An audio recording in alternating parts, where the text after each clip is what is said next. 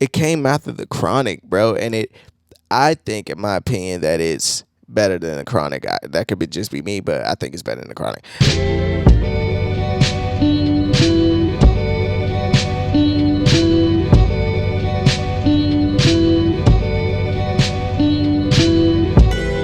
What's up, everyone? This is Tatum. I'm back with another episode of Flowers. For those that's new to my channel, this is my segment where I like to give some of my favorite albums their recognition. So today, I'm going to be talking about an album this album had a major impact on my childhood, like extremely. Not only my childhood, it had an impact on hip hop as a whole. And I'm surprised it took me this long to do this, to be truthfully honest with you. But without further ado, today, I'm giving flowers to Snoop Dogg's Doggystyle. I should have said Snoop Doggy Dogg. That was his name back then. Snoop Doggy Dogg, Doggy. Like I said, I'm surprised it took me this long to do this album. It's hip hop classic, one of the greatest albums of all time, one of the greatest covers of all time, one of the best debut hip hop albums or debut albums general of all time. It came after the Chronic, bro, and I think, in my opinion, that it's better than the Chronic. That could just be me, but I think it's better than the Chronic for reasons that I think Dr. Dre I think he does better when he's just strictly producing, like when he just get time to produce. And one thing I learned, quick fun fact, one thing I learned about this album is that the retailers were putting pressure on Death Row and Interscope to release the album. Like the album technically was never completed. They had to put it out because distributors they were gonna pull promotion for it and all their orders and all that stuff. So Dre mixed the album in 48 hours, added the skits and everything, and mixed and mastered the album in 48 hours, which is fucking crazy. That made sense to me looking back in retrospect, because the way it goes off with Pump Pump, it just seemed like it just goes off. It don't seem like an actual closing record. It also sold over 800,000 copies in the first week, which is the highest selling, one of the highest selling debut hip hop albums of all time. Next, I think Get Rich took that spot. I'm not going to take too much of your time. I'm just going to go through some of my favorite records on here and just fan out a bit. So let's get into it. Let's take a break for a second. Before we get started, make sure you hit that subscribe button. Hit that like button. The road to 1,000 continues. 160 something subscribers away from having 1,000. If you like what you see, tell a friend to tell a friend. So, this audience can just keep growing and growing and growing. Now, back to the show.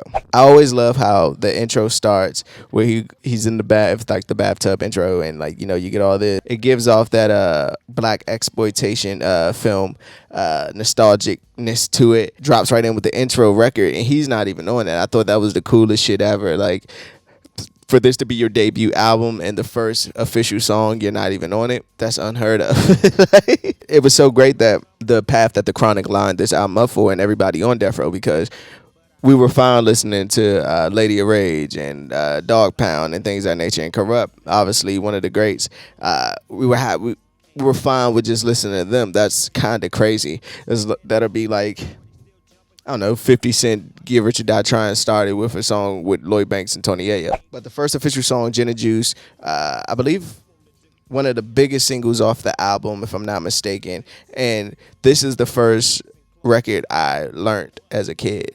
I used to sing Rolling Down the Street, singing that song kind of crazy, but at 3 or 4 years old. I think it's one of the first songs I ever learned. That beat is, to this day, I listen back to it today, and that all the production on this album still is just top notch, and it's so clear. It's they did this in 93.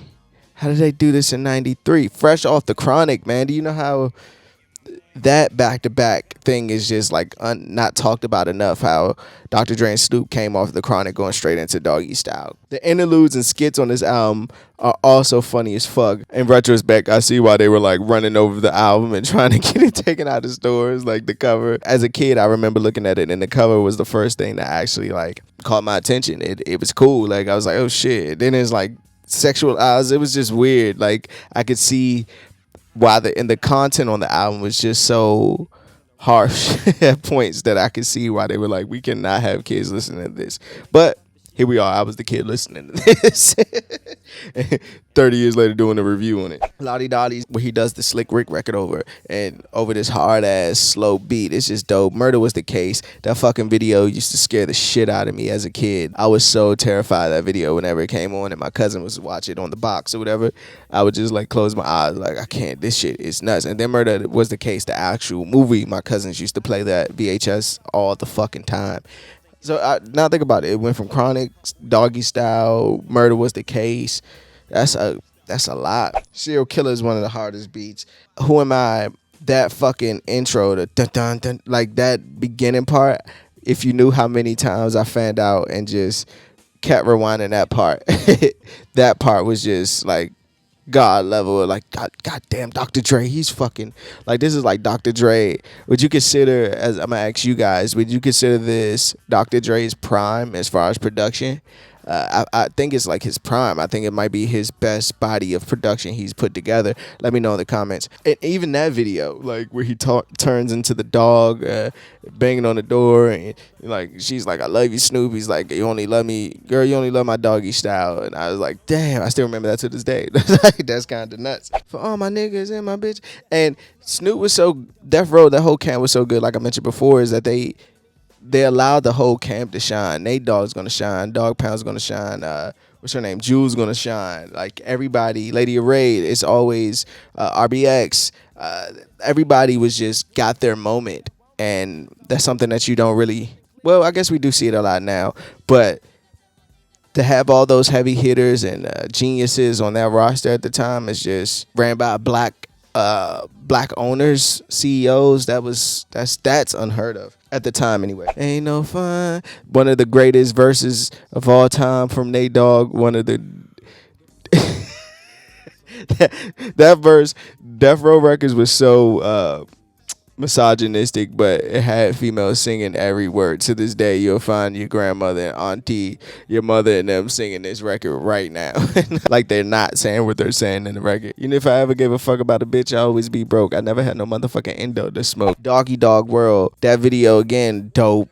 I remember as a kid, that song is just, that's the one where if you give me 10 bitches, then I fuck all 10. I think that's that one where Corrupt just went off. Corrupt doesn't get enough respect as a maybe because it was the solo efforts, but he doesn't get enough recognition as worldwide as one of the greatest MCs we ever heard. Classroom Skits, I think that's the one with Bow Wow was on there. This is for the G's and this is for the hustlers. This is for the hustlers. Now back to the G.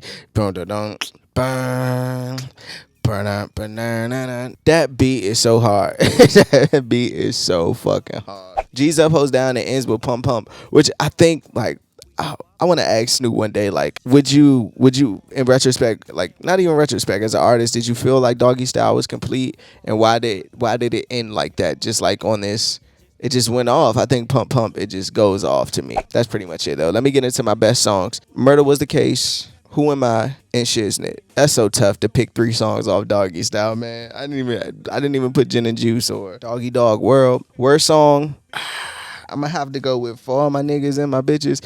I don't want to pick that song, but it's the only one. Best line, I'm serving them, swerving in the coupe. The Lexus flexes from Long Beach to Texas. Sexist hoes, they want to get with this because Snoop Dogg is the shit.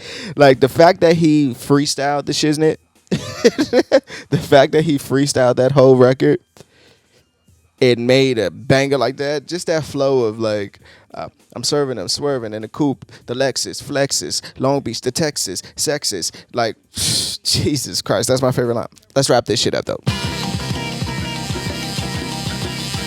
Doggystyle, all flowers, all praises due. I'm sorry it took me this long to do this this flowers episode. Doggystyle is one of those records that it changed everything, man. Gin and Juice was the first record I knew lyrics to as a kid and was singing the hook to. You know what I mean? Like, it was that impactful. The cover is impactful. One of the highest-selling debut hip-hop records of all time.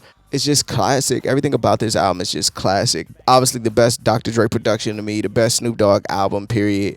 I don't even think it's anything else in Snoop discography that comes close to this. And look what Snoop is today. Like, this was the catapult to where Snoop is today. And it's funny because the Snoop then and the Snoop now is like total, like, you would never you couldn't expect it. So I'm glad I could sit here and talk about this album and give it its flowers and just give it all this praise and just let you know how great this album really is and how if Snoop sees this, like, this album is fucking amazing.